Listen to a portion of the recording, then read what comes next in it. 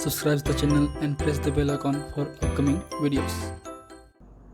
Hello friends, welcome to my channel Pharmacology Concepts by Rajesh Chaudhary, and in this video I will discuss about the medicinal chemistry of the macrolide antibiotics. तो आज की इस video पे हम macrolides antibiotics के basic pharmacology और medicinal chemistry के बारे में बात करने वाले हैं।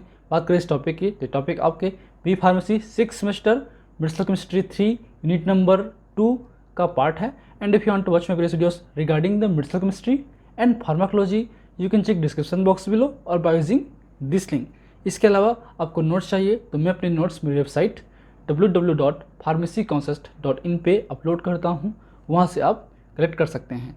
So let start the topic. So macrolide antibiotics, ये जो एंटीबायोटिक्स हैं बहुत ही इंपॉर्टेंट हैं। ये कॉमनली हम फ्रिक्वेंटली यूज़ कर सकते हैं, जैसे कि बात करें हम लोग एजिथ्रोमाइसिन की हो, एजिथ्रोमाइसिन की हो, रॉक्सिथ्रोमाइसिन की हो, तो आप अभी जो कॉमन एंड कोल्ड है, वायरल फीवर हैं, उसमें आप पोटेंशियली एजिथ्रोमाइसिन का यूज़ आपको देखने को मिला होगा। इसलिए जो एजिथ्रोमाइसिन का जो बेसिक फार्माकोलॉजी है और केमिस्ट्री है दोनों ही इंपॉर्टेंट हैं।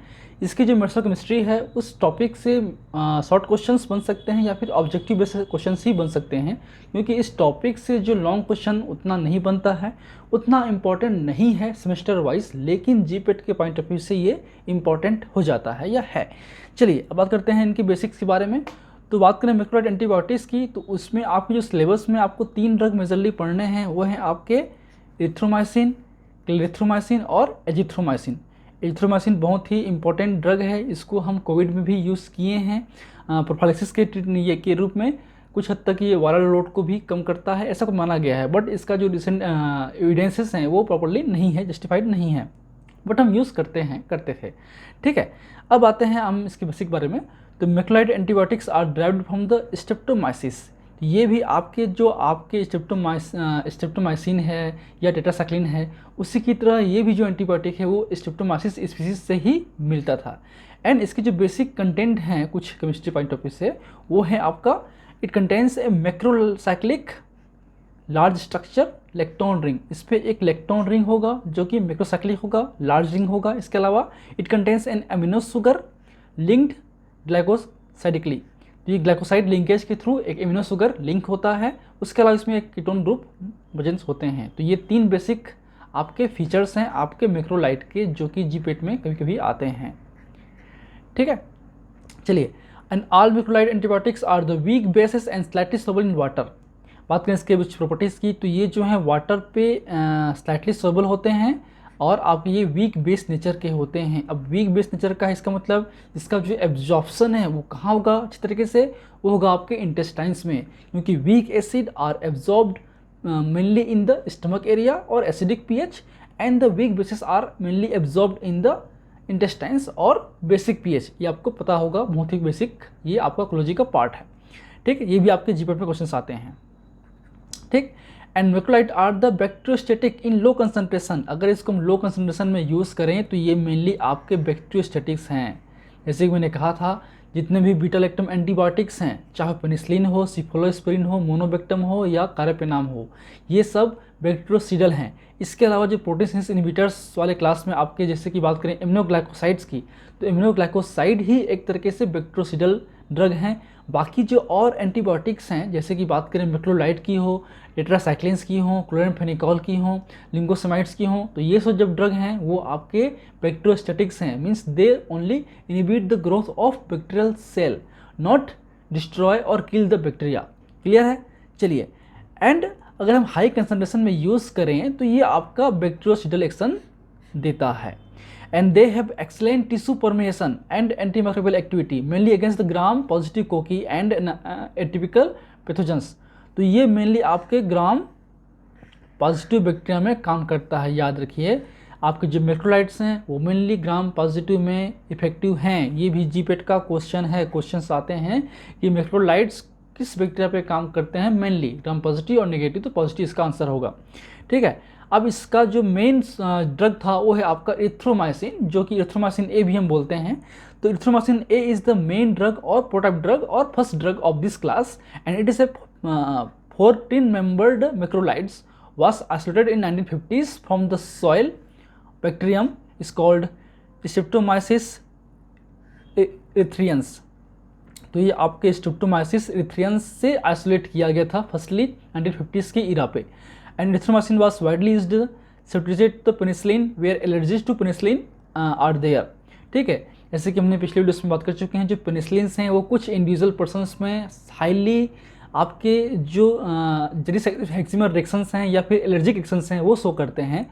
तो उन पेशेंट में जिनमें हम पेनिसिलिन यूज़ नहीं कर सकते, उन पेशेंट पे हम जो आपके मैक्रोलाइड्स हैं, इरिथ्रोमाइसिन्स हैं, उनका हम वाइडली यूज़ करते हैं। ठीक है, in 1970s and 80s synthetic derivatives like the clarithromycin, azithromycin were developed. फिर बाद में 1970-80 पे इनका डेवलपमेंट स्टार्ट हुआ। एंड बात करें इनके बेसिक यूजेस की या स्पेक्ट्रम की, तो it is effective against the gram positive, जैसे मैंने कहा gram positive like the Streptococcus pneumoniae and few gram negative bacteria like Bordetella pertussis, H influenzae and some tissue soft tissue infection and RTI। तो इसका जो basic uses हैं वो gram positive में है, बट कुछ ग्राम नेगेटिव में भी ये वर्क करता है, खासकर आपके बोर्डेटेला पेट्रियोटिस जो आपकी वूफिंग कफ हैं, या फिर आपके एच इन्फ्लुएंजा जो कि रेस्पिरेटरी ट्रैक्ट इन्फेक्शन कॉज करता है, इन पे ये इफेक्टिव हैं। हम मेनली इसको रेस्पिरेटरी ट्रैक्ट इन्फेक्शन, RTI हो, कॉमन कोल्ड कफ हो, वायरल फीवर हो, उसमें हम यूज़ कर सकते हैं या करते हैं। And it is also effective against the Legionella, pneumophila, Mycoplasma, Mycobacterium और क्लाइमेडिया। तो इन पे भी ये इनका यूज़ है, जो कि निमोनिया कॉज कर सकता है, आपके ट्यूबरकुलोसिस कॉज कर सकता है, ये सब जो कॉज करते हैं उनमें भी यूज़ कर सकते हैं। तो ये इनके बेसिक यूजेस हैं आपके मैक्रोलाइड्स के। अब आते हैं इनके ड्रग्स के।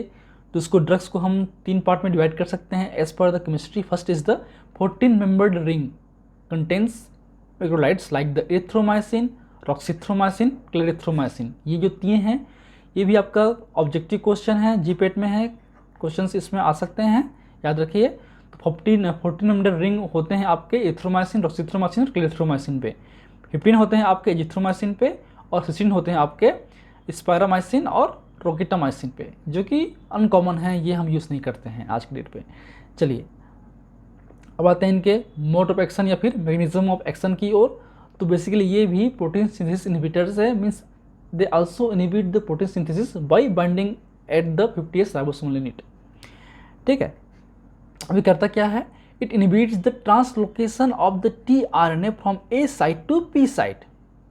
ठीक है, जब भी बनता है एमिनो एसिड बनता है तो ये जो आपका tRNA है वो फर्दर आपके ट्रांसलोकेट होता है आप हमारे P साइट पे। तो इस जो ट्रांसलोकेशन है उसको ये जो मैक्रोलाइड है वो इनहिबिट करता है। अब ये जो साइट्स कहाँ होते हैं, 50s राइबोसोमल यूनिट होते हैं, इसलिए यहाँ पे कवर करते हैं। इनका बेसिक मोड ऑफ एक्शन है, याद रखिए, बहुत ही ईजी ट्रिक है 30s और 50s के लिए। जो आपकी लेटर पहले आते हैं जैसे कि एजिथ्रोमाइसिन, एरिथ्रोमाइसिन, ठीक है, तो वो आप कहाँ वर्क करेंगे, या क्लोरोफेनिकोल, वो वर्क करते हैं आपके 50s राइबोसोमल यूनिट पे। जो लेटर बाद में आते हैं, जैसे कि बात करें स्ट्रेप्टोमाइसिन की हो या टेट्रासाइक्लिन्स की हो, वो वर्क करते हैं 30s राइबोसोमल यूनिट पे। जो बड़े लेटर हैं, बाद वाले लेटर हैं, वो काम करते हैं छोटे वाले सब यूनिट पे, और जो पहले लेटर आते हैं E, C, A, ये काम करते हैं हमारे 50s राइबोसोमल यूनिट पे। ठीक, ओके, चलिए अब आते हैं ड्रग के बारे में बात करते हैं। तो ये बेसिक ड्रग है, इनके जो स्ट्रक्चर है, नॉमेनक्लेचर है, आप भूल जाइए, आप शायद याद नहीं कर पाएंगे, इसलिए इतना इम्पोर्टेंट नहीं है। हर टॉपिक का हर एक ड्रग आपसे याद नहीं होगा, वो उतना इम्पोर्टेंट नहीं होता है, बट उनसे ऑब्जेक्टिव बेस्ड क्वेश्चन तो आपको याद रह सकते हैं, तो उसके लिए आप तैयार रहिए।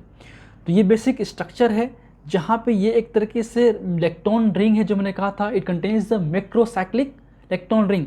तो ये आपका लेक्टोन रिंग है।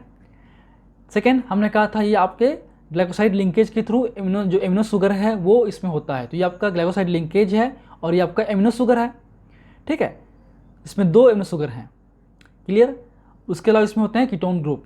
तो ये आपका OCH3, ठीक है, इस तरीके से कीटोन ग्रुप हो गया इस पर।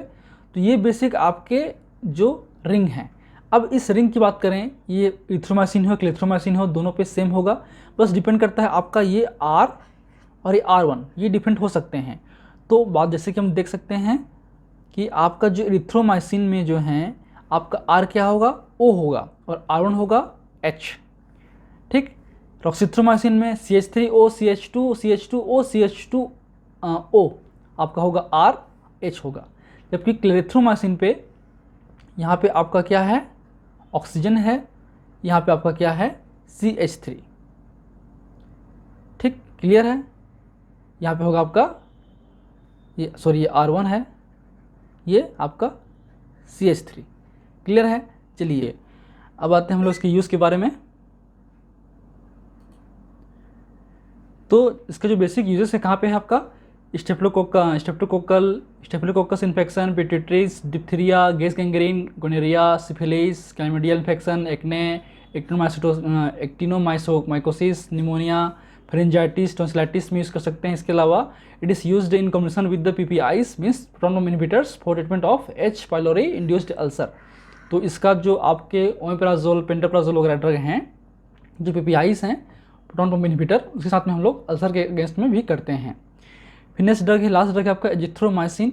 तो azithromycin is an azalide antibiotic. Azalide antibiotics हैं जो कि सब क्लास है मैक्रोलाइड्स का, जिसमें होते हैं 15 रिंग्ड मैक्रोइलेक्ट्रॉन होते हैं, इस पर इलेक्ट्रॉन रिंग होते हैं। It is generally bacteriostatics but bactericidal for the Streptomyces pyogenes and Streptococcus pyogenes and Streptococcus pneumoniae and H. Influenzae. तो इनके अगेंस्ट में ये बैक्टीरियोस्टैटिक होते हैं, बाकी केस में ये बैक्टीरियोस्टैटिक्स होते हैं।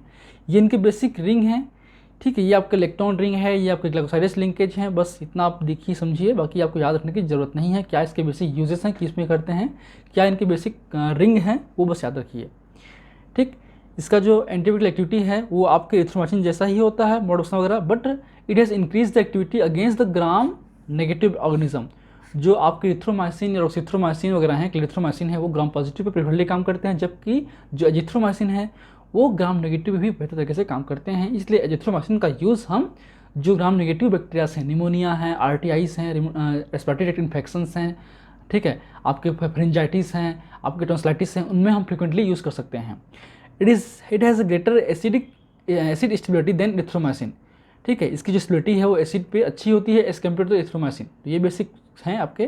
बात की इनके यूज़ की, तो ये आपके upper and lower respiratory tract infection, pneumonia, pharyngitis, tonsillitis, soft tissue infection, infection में हम करते हैं। इसके अलावा यूरोजेनिटल इन्फेक्शन में, और use in combination with the PPIs for treatment of H. pylori induced ulcer. तो अल्सर में हम इसका यूज़ करते हैं।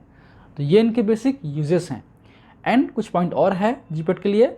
Erythromycin and clarithromycin are the cytochrome P450, ये आपका P450 है, oxygenase inhibitor, thus it can potentiate the action of other drugs while no such interaction has been found with the azithromycin and ट्रोलेंडोमाइसिन, ठीक।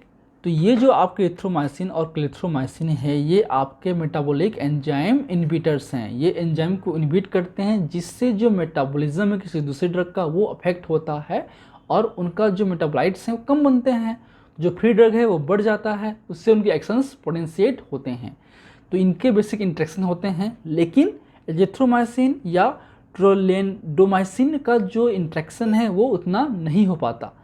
सो this are the basics medicinal chemistry of the macrolides. And if you like my videos, please press the like button, share with your friend, and any feedback please comment in the comment section. That motivates me for the coming videos. In last, thank you, keep watching.